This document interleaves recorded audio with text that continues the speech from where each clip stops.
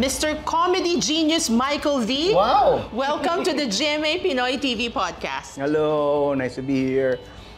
30 years of Bubble Gang. Naisip mo ba nung sinisimulan nyo pa lang ang Bubble Gang na magtatagal siya ng 30 years? I'll be honest, hindi. May mga kwento kami ni Direk Cosme. I'm sure pagka tinanong nyo siya, si Cesar Cosme, na writer namin, tsaka nasa creative namin, palagi kami nagkikwentuhan nun. Every time na nag-anniversary. Particularly the first one. Parang tingin mo, Brad, gaano katagal pa tayo? Mga ilang years pa tayo. Sabi namin dati, 2 years lang, 3 years lang, okay na. Tapos nung nag-third year kami, 5 years lang, okay na. After 5 years, baka 10 years siguro, okay na. And then, umabot na kami ng 30. So, hindi na namin alam, sky's the limit na siguro hanggang ngayon. Ano? Depende na lang sa mga generation na papalit siguro sa mga cast at saka sa mga writers. Looking forward kami doon. What do you think is the secret to its longevity? Relevance. Tingin ko, we happen to stay relevant during the whole 30 years of our airing. Committed kasi lahat doon sa paghahanap ng bago, ng uso, and creating trends before. And ngayon, na meron ng social media, parang we have to balance it out. Hindi na lang kami nagli-lead, nagfa-follow na rin kami.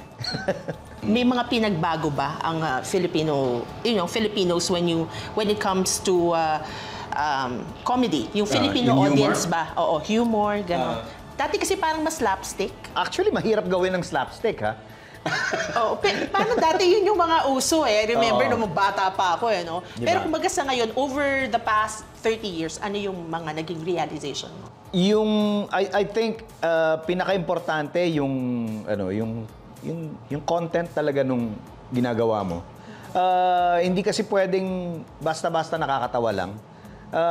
For me, sana may chance ka na mag-elevate kahit papano nung standard ng pagpapatawa na we've been trying to do that ever since. Kagaya na sinabi mo, nagsimula sa puro slapstick. Ginawa namin, nagsa-slapstick pa rin kami, pero sinasamahan natin ng, what if ganito naman ang gawin natin? Tapos what if i-elevate naman natin ang konti? Nag-work naman. So, I think kahit papano nakatulong yung show namin sa pag-elevate ng standard ng humor dito sa Pilipinas. Hindi naman palaging, hindi ko naman sinasabing every episode namin may lalim or gano'n. Hindi gano'n. May mga basura rin kaming episodes, aminin ko. Pero more often than not, it's yung desire mo na makapagpatawa, makapagpasaya ng mga tao. Yun palagi yung nananaig sa amin. I know you are very much into the creative process eh. Dati, dyaryo, nagbabasa. Ngayon, paano ang paghahanda? Social media na, internet, yun ang paghahanda ngayon. Ang bilis kasi. Ang bilis ng information. Oo. Tapos, ewan nga, may iba siguro gumagamit na ng AI eh. Pero parang no-no sa amin yun eh. Parang, we tried. I mean, hindi naman ibig sabihin, hindi na namin susubukan. We just wanted to see kung ano yung capability ng AI. And it doesn't compare to what the real writers can do, what the creative people can do.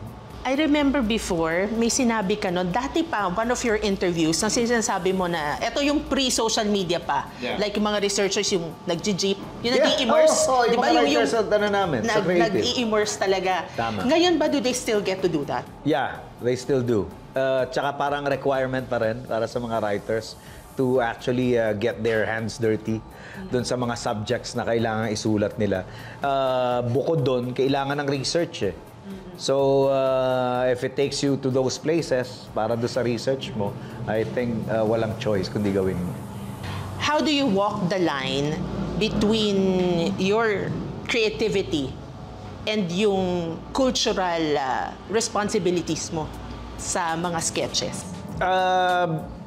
Number one palagi, ang priority lagi is dapat nakakatawa. Kasi we're a comedy show after all. So, tsaka na lang papasok yung sensitivities at sensibilities mo. Parang parang nasa backseat siya palagi. Pag hindi nakakatawa, huwag mo na gawin. Pero pag nakakatawa, ano yung fine line na dapat mong huwag tawirin? dapat alam mo rin yun. So pag dumating ka na doon sa puntong naiintindihan mo na, alam mo na, I think it's a good sign na very healthy yung creative aspect ng show niyo. At saka you don't make fun of the person eh. No! Di ba? Hindi ginagaya nyo man lang, pero it's the situation. Oo, totoo. Pwede kasi mademanda. Nangyari na sa amin. Nademanda na kami dati. Ay, really? Yes, so napatawag na kami ng MTRCB. Yung mga ganong experiences, nakaka-humble. Talaga, parang, akala mo you're on top of everything. Hindi pala. It keeps you in check. Yes, yung mga ganon. Hindi pwedeng maging irresponsible. Even pagdating sa comedy. Dapat talaga, dapat responsable pa rin. Tsaka, alam niyo dapat yung ins and outs and yung pwede at hindi pwede. You're known for writing, directing, acting, and editing. Di ba? Yung mga material. How do you manage all of that? I think every actor, for that matter, should probably dabble at directing and writing, even editing.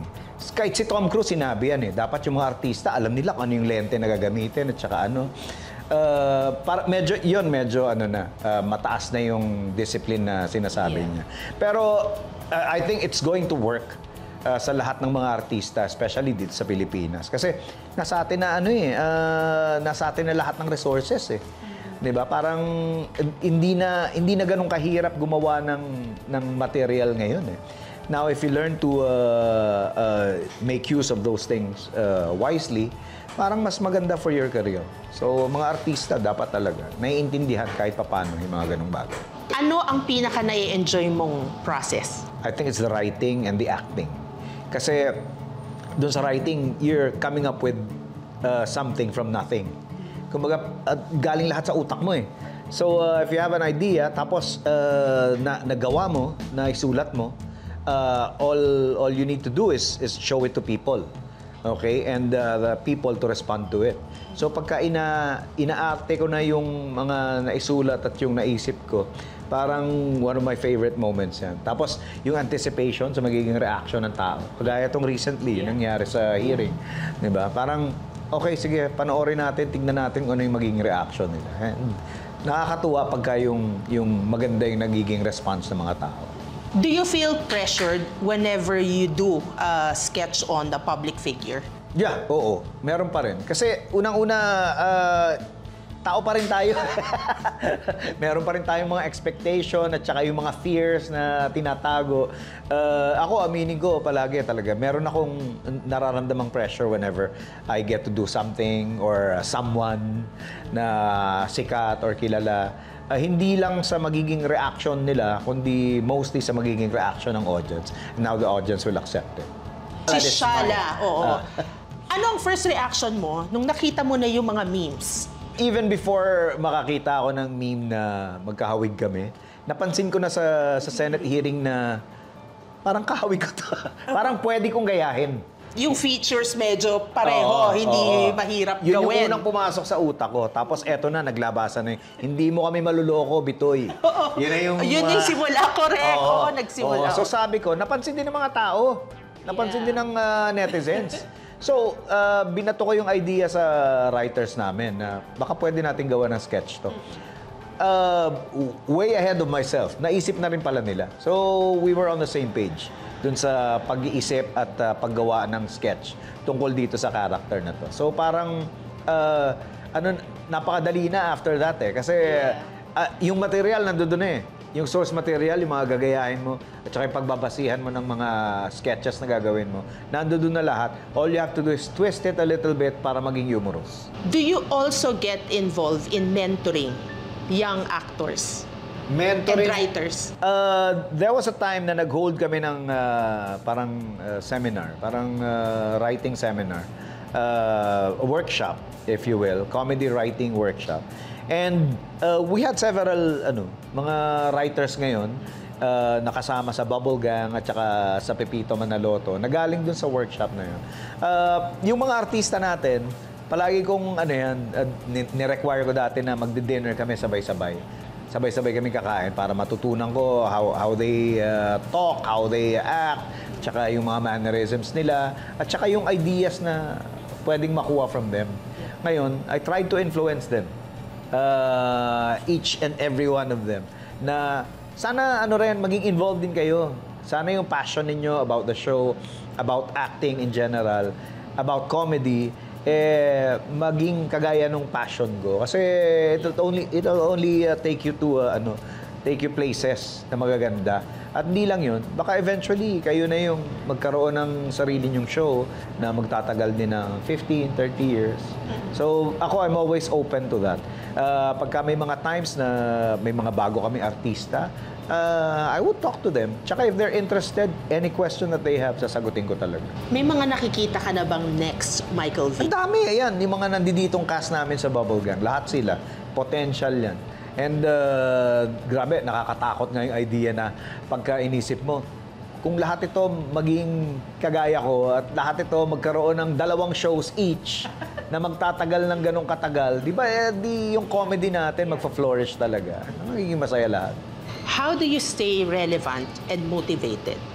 I think it's the passion talaga to make people happy, to make people laugh.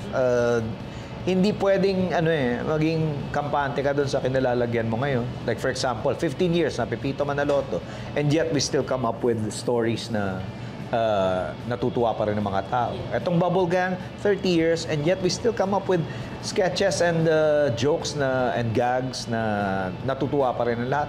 Nagwa-viral pa rin like itong recent na nangyari sa Senate hearing. So I think it's really the passion and yung kagustuhan ko talagang magpasaya ng tao. But what do you do to distress or what do you do to get new ideas? Nagbabakasyon na lang ako. Tapos we go out kasi when you go to other places and see and experience other cultures, parang makakakuha ka ng ibang ideas at saka you gain a better and new perspective of what you're doing. Yan, at saka golf. Pinasok ko na yung pag-golf, pampa-distress. If you could send a message to the 1995 version of yourself, nung nagsisimula pa lang ang Bubble Gang, ano ang sasabihin mo? Merong phrase na binitawan si Steve Jobs dati, yung stay hungry. Yun, parang yun din ang sasabihin ko sa sarili ko. Huwag kang magsawa, huwag kang mangampante, huwag kang masatisfied dun sa what you have right now. Always aim for a higher, a better goal. You recently went to Japan to perform for our Global Pinoys. Sa Japan. Masaya yun. How was the experience like? Gusto ko ulitin. Aside from the fact na napakasaya ng experience, masarap yung pagkain. At saka yung company. Yung eto na hindi naman madalas nakasama ko tong mga artista na to nakasama ko doon. And yet eto yung mga performers nag-bond kami. And you get to hear other stories other than the stories na naririnig mo from your peers. Eto magandang it's a fresh perspective. At saka iba ang mga fans mo dito, no? At saka iba rin yung mga fans abroad. Oo nga.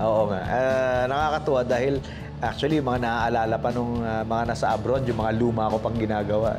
And they're actually surprised na, may bago na palang ginagawa si Bitoy ngayon.